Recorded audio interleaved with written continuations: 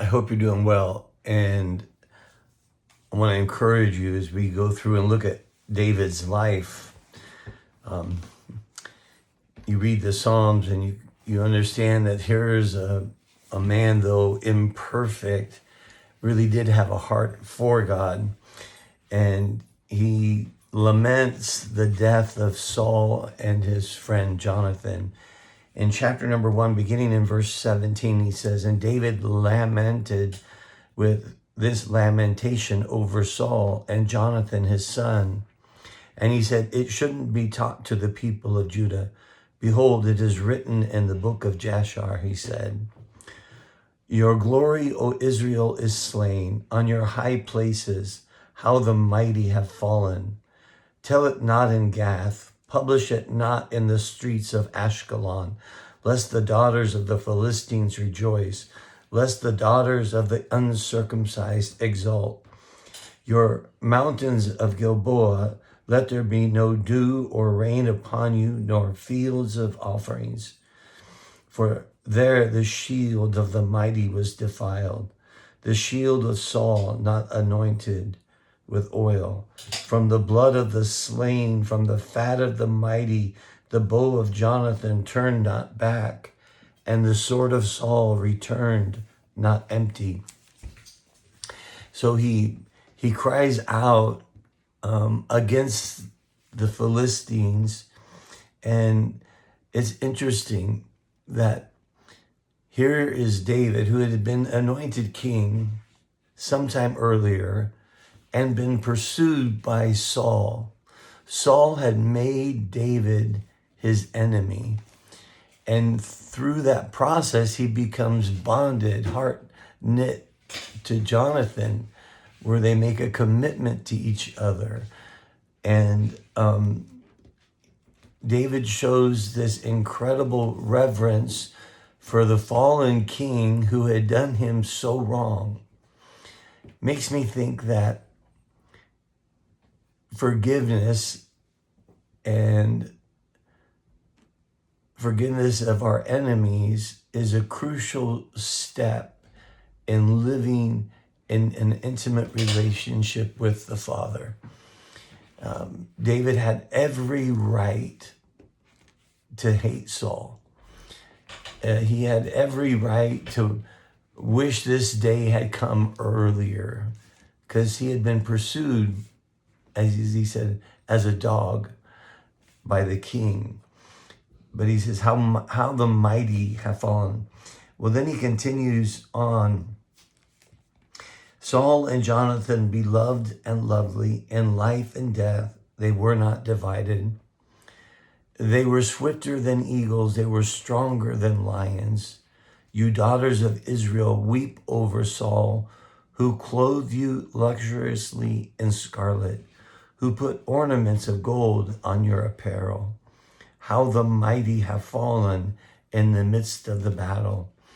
David shows no bitterness at all towards Saul, or nor towards his friend Jonathan. He talks about Jonathan and Saul united in death as in life. And Jonathan was the one who warned David that his life was at risk because of his father's own evil intent. So what's your instinct when something bad happens to one of your enemies, someone who's hurt you, done wrong to you? Is it to wait for revenge, or wait for God to bring revenge, and then rejoice, or to lament? The heart of the Father through the Son tells us to love our enemies, to pray for those who curse us, to bless those who spitefully use us. And you see here that David is not fallen into a pit of despair or allowed bitterness to take hold, but he cries out in great reverence for the king who caused him great distress. He said, Jonathan lies slain on your high places. I am distressed for you, my brother Jonathan. Very pleasant have you been to me. Your love to me was extraordinary, surpassing the love of women. How the mighty have fallen, and the weapons of war perished. Jonathan was a marksman. He took bow and arrow into battle while his dad used a spear and a sword. But he's honored here. And the friendship. Now, some crazy people are going to say, see, Jonathan and David had a love that was beyond women and try to make it something it isn't, something this.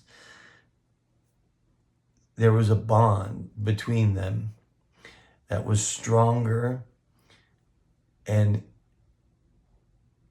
emotionally intimate, that was beyond just what one brother would have towards another. A greater friend. 3 times he says, oh, how the mighty have fallen. It's a song of lament, so that the whole nation will come to the place to lament. And the leader, King David now, is leading the nation to lament these mighty men who have fallen, even though he had been wronged by David. So it makes me want to stop and think, okay, the people who have wronged me over the decades, I shouldn't have any thought but lament for those who have hurt me. To see them fall or to see them hurt or suffer in some way should bring nothing but tears to the heart of those who are connected to God. It is true that Saul made David's life miserable, but he understood all the way through that God is sovereign, and in God's perfect time, he was going to bring about and redeem all of this for good. Romans reminds us that all things work together for good to them who love him and are called according to his purpose. Saul had sinned and rebelled against God, and God no longer communed with him. In the meantime, David had been anointed king, but was still serving Saul. And he could have taken things into his own hands several times, but he refused. So I want to walk away, and I hope you want to walk away. And remember, the Lord's timing is perfect. It may not be my timing. And for those who have hurt us and wounded us in the past, let's have hearts that are ready to forgive. Not because people deserve forgiveness, but because forgiveness sets us free. Sets us free from the root of bitterness, which many are defiled by. Allows us to love our enemies as our Savior calls us to. Because we see that there is a sovereign God behind it all. A God who loves us and is using it all together for our good. Because we love him. Because we are his beloved. Because we are called to his purpose and not our own. And because of that, we don't have to take control or advantage, or we can trust him to do what he wants to do when he wants to do it. Anyways, I hope that you'll ponder this, that you'll let yourself free from those who have hurt you, that you won't let the root of bitterness have a place in your heart, but forgive as Christ has forgiven you. Have a great day.